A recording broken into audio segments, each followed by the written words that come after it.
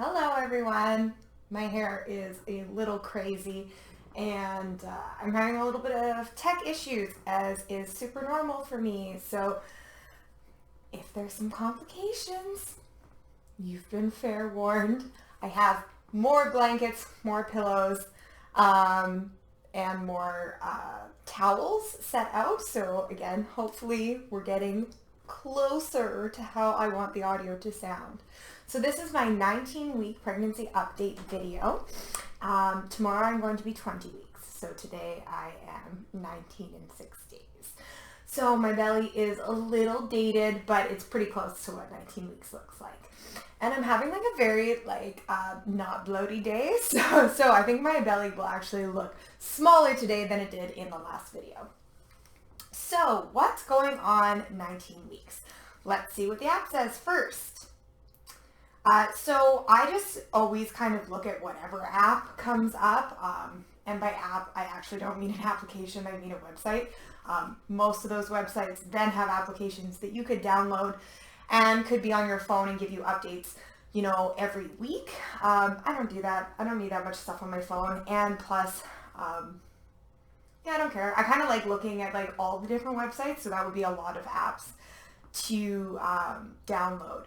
But my favorite one that I usually use for these videos is thebump.com.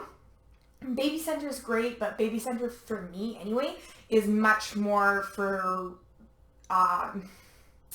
engaging with other soon-to-be moms and also like reading their articles and stuff like that. Their like weekly update to me is just not that great. I like kind of like something very succinct, which is hilarious because my videos are always way too long.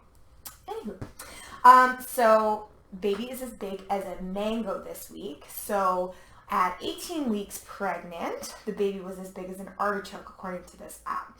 So I'm thinking that they're thinking more weight because an artichoke and a mango are very similar in size, but I think everybody can relate to that, like looking at charts and looking at different websites and stuff like that. Like sometimes you'll think, is my baby smaller this week? Because like last week they were this and now they're this, and it just seems like that's a smaller fruit or that's a smaller vegetable. Well, part of the reason is the weight thing is that maybe they're talking about the weight of the vegetable. But the other thing is that measurements change as your pregnancy moves forward, which this app talks about. So they kind of just say that when you, so the baby, like they measure like top of head to toe, I think after this week. I'm not really sure. I can't find where it says that, but before that, they're not measuring like, or maybe it's head to rump. Sorry, this is not a very informative video, but basically there's two different ways that they measure babies throughout pregnancy, and one is head to rump and the other one's like head to toe, I think. So that's why you might see like your vegetables change or your fruits change, and you're kind of like, oh, is this going back in time or is this going way forward in time? Like, what's going on? And your baby will likely be on a steady trajectory the whole time. It's just because of the way that they measure the baby changing. And I think this is likely due to in an ultrasound, babies like stretching more later on in pregnancy, as where at the beginning they're just like these little tiny peanuts that are maybe moving quite a bit actually, but just it's harder to measure them, I guess. So in the app, it talks about some of the symptoms that are going on. For me, I'm going to share what's going on for me. So I'm having terrible time sleeping. I cannot get comfortable. I am peeing all the time, always. I'm still very tired. I still struggle with nausea, but luckily for the last couple of weeks, I haven't actually been vomiting, which is and is not better. I know a lot of women are like, I'd rather just vomit because I would feel better. For me, I've always found that regardless of if I vomit or not, I still continue to have nausea. So for me, it's actually better if I just don't throw up, because then I don't have to throw up and the nausea stays the same either way. So, I've had some weird, like definitely a lot of backaches. and I've had some weird other aches in my body, like my knee is acting up and my foot is acting up, but I don't really know if those are pregnancy related or I just have some owie body parts. Something that I do think is pregnancy related is my shoulder. So when I was pregnant with Oliver, I had a really sore shoulder on this side. Apparently that's hard for me to say. And then in this pregnancy, it's this side that is really sore. So that's kind of interesting, I guess, but I definitely equate that to pregnancy and not just my body acting weird, because it just seems like too much of a coincidence that I'm having shoulder pain in both pregnancies. I am experiencing Braxton Hicks, and one thing that I want to share is that your uterus contracts all the time throughout your whole life. That's what period cramps are, is that's your uterus contracting and getting the inner lining out of your body. So your body contracts all the time. During pregnancy, your uterus continues to contract through your whole pregnancy. This is not dangerous, and normally it is very mild, and you might not even feel it until you're much further along in your pregnancy. Just the same as in my first pregnancy, I experienced fairly intense Braxton Hicks earlier in pregnancy than a lot of women do. Now, again, the caveat being that all women have Braxton Hicks throughout their whole pregnancy. It's just they likely are not as intense or as noticeable until maybe the third trimester for some women.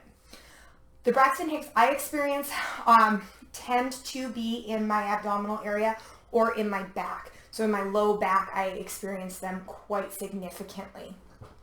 So I also want to say that if your Braxton Hicks are uncomfortable, that is okay. It does not mean that you're going into preterm labor, and it might not even be like practice labor or early labor. Braxton Hicks can be like borderline painful in my experience. And for me, that is healthy and normal in my pregnancy. If you are saying, yeah, Demi, I'm experiencing the same thing, but I don't think it's okay, please talk to your healthcare provider. I'm not a doctor. I'm not a midwife. I'm just a chick that is going through the same thing as you. So who knows? And just trust your intuition. And, you know, worst thing that happens is that you talk to your healthcare provider and they say, you're fine. And then maybe you're just a little bit embarrassed because you asked. Best thing that happens is that you tell them and they catch something that's serious. Another thing that happens to me in my second trimester are headaches. Again, for me, this is not linked to preeclampsia or any other kind of dangerous, sinister thing in my pregnancy. Just happens for me. My midwife, as I think I mentioned in a previous video, recommended going to a chiropractor because she says that these headaches are likely hormone related and an adjustment can help. I have not made an appointment with a chiropractor, but I did do a little bit of my own research, and when I'm not pregnant, I take magnesium supplements to manage my headaches. Usually my headaches are related to my menstrual cycle. So when I was reading about headaches, it was suggested that as a pregnant woman, also take magnesium supplements. This can help. And this last week, I have been doing that, and it has helped tremendously. I do not know if that's a placebo or if it is actually chemically working, but whatever it is, I'm going to keep doing it. And I highly suggest, as long as your healthcare provider is okay with you supplementing magnesium, do it. It's great. It also helps with sleep, and it has a lot of other health benefits for you. And so I am taking a prenatal vitamin as well as a magnesium supplement together. So I'm not, like, you might be like, oh, I'm taking a prenatal and it has magnesium in it. I would recommend taking a little bit extra magnesium. Again, just from me being a chick, that this works for me. What else is happening? Yeah, I think that I'm breaking out a little bit. So, but I don't know, again, if that has anything to do with pregnancy or if that's just because I'm gross. This video is running long, but I'm going to give you a quick shot of what my tummy looks like, and then I'll see you again next week for my 20-week update. So, this is what we're working with.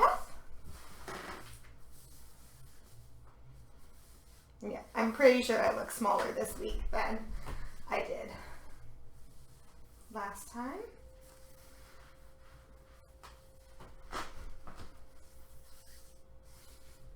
a little bump. And again, I do want to remind you, I'm very tall, so my baby just has lots of room to stretch out, so I tend not to look very pregnant until the end of my pregnancy. So please don't compare your anatomy to my anatomy and spaz in any way. And you'll notice I'm getting very pregnant in the face, getting very pregnant in the arms and in the boobs. So again, we all gain weight different ways when we're pregnant. I hope you have a wonderful weekend, and I'll talk to you again soon.